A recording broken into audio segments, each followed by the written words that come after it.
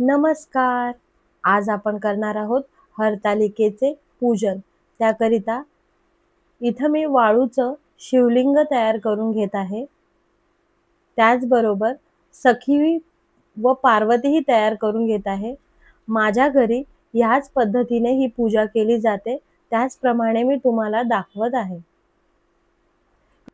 इथं मी विड्याची पाने घेतली आहे, त्यावर गणपतीचं प्रतीक म्हणून सुपारी ठेवून घेऊयात व त्याला हळद पिंजर अक्षदा वाहूयात. वस्त्र, फुलं, दुर्वा व गुळ खोबऱ्याचा नैवेद्य दाखवूयात. इथं मी शिवलिंगावर दूध व पाणी वाहिले आहे.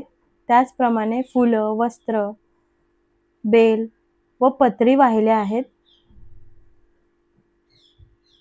पंचामृत वाहिले आहे. आता नारळावर हळद पिंजर व अक्षदा घालूयात. तसेच निरंजन व उदबत्ती लावूयात. निरंजनाने ओवाळून घेऊयात. नमस्कार करून घेऊयात. झाली आपली साधी व सोपी हरतालिकेची पूजा. धन्यवाद.